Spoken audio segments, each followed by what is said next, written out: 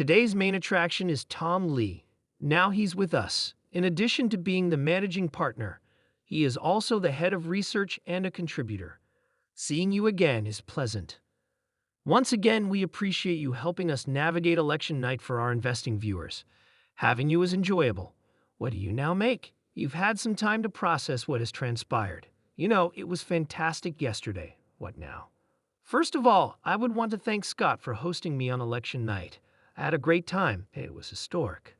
I believe that yesterday's advance 3%, the best move in any post-election rally's history, should be respected because it effectively draws attention to either one of two factors, or both. One is that election saw a great deal of de-risking, which was very out of the ordinary. In fact, we plummeted 2 weeks before Election Day, which occurs roughly 1/3 of the time. Second, the interest and idea that there is deregulation, mergers, and a pro-business atmosphere could unleash animal spirits.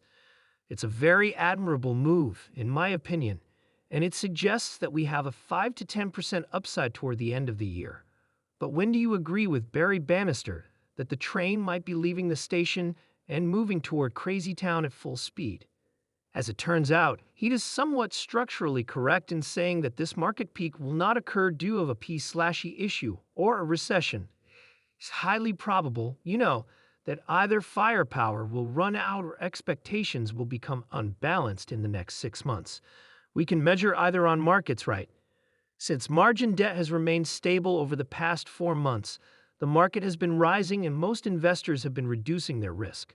For me, that is essentially upside fuel. Furthermore, emotion readings show that it is not excessive. I don't believe sentiment is extreme because the VIX was elevated and barely normalized yesterday.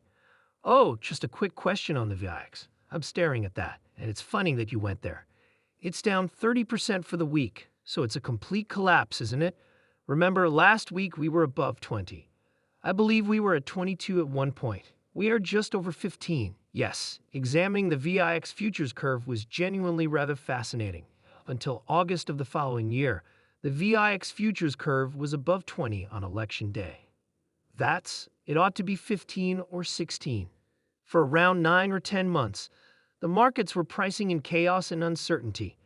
Therefore, I believe that a great deal of re-risking is occurring.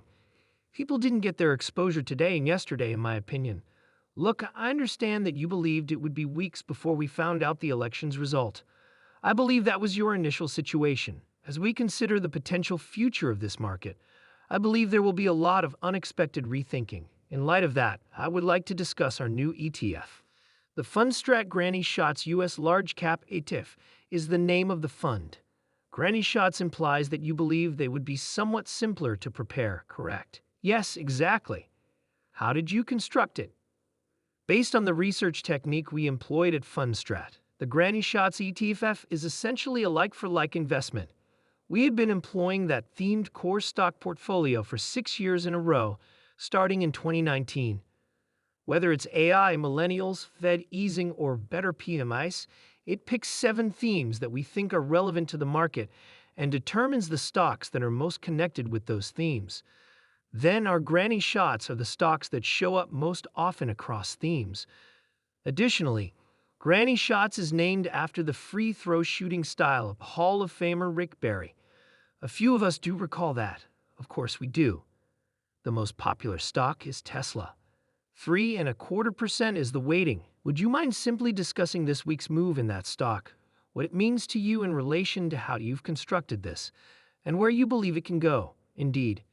Since its launch in 2019, Tesla has been featured in our research product because of its hidden asset, its AI and intellectual property, and of course, the intellectual property that is now constructed around all of this infrastructure.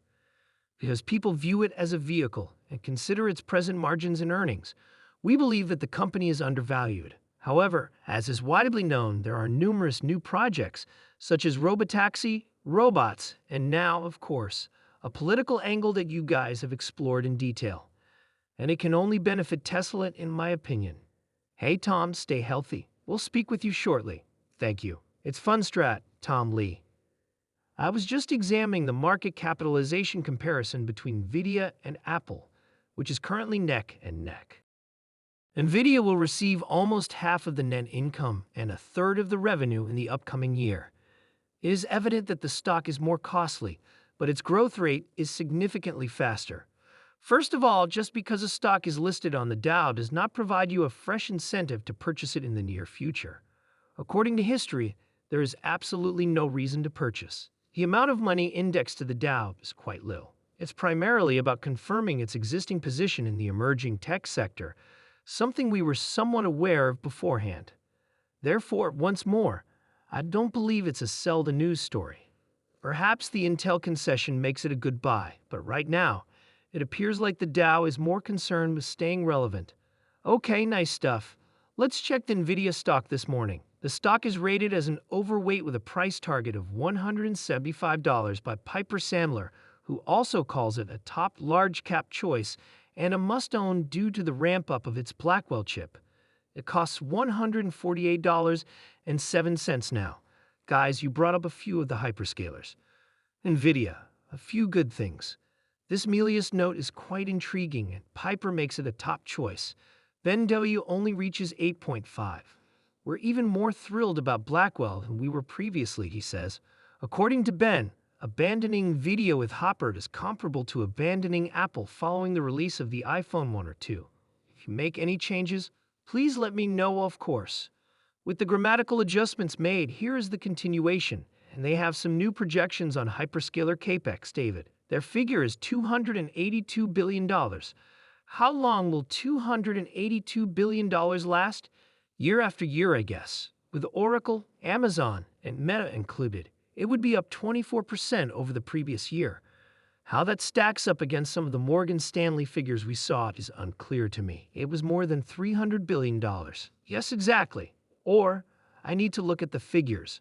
However, there has been something intriguing that I've been attempting to concentrate on. Last week, there was an information story. Additionally, I listened to this podcast hosted by Ben Horowitz and Mark Andreessen. Although it was done before the election, it is unrelated to that. It concerned, or at least they brought up, the notion that the development of huge language models, especially at OpenAI, is, in a sense, glacially slowing down from model to model. Additionally, the information report mentions Orion, which is, I assume, the code name for the future flagship model. Although they performed better than previous models, the quality improvement was far less pronounced than the difference between ChatGPT-3 and ChatGPT-4, which are, of course, the final two versions. On that podcast, Andreessen also made the same statement. It's kind of fascinating, so I'm simply marking it. Is their data running low? Why? Is it accurate? Is progress actually slowing down? As that wasn't anticipated. It's not like it's a chip problem if they're actually using as many or more CPUs. Simply put, it might be a problem with the data or, well, I'm not sure. Carl, it's unclear. But if the trend abruptly halted, that would have significant consequences. I am aware of the other, and to avoid deviating too much from your point, Andreessen described America as an economic coiled spring in a recent tweet. I noticed that. According to him, our GDP should be expanding by at least 4%, and ideally by 6% to 8%. He claims that since before I was born, growth has been violently repressed. It would be intriguing. Then we return to these. Discussions about the necessity of people were held throughout the first Trump administration. And without people, how are you going to achieve that type of growth? Correct. Perhaps it will be generative AI and robots. That's how. Again, but perhaps the point is that if it stops moving forward, Sarah, Mark Andreessen and a lot of other specialists, including Jensen, will be heard. I don't know. However, that story, which cited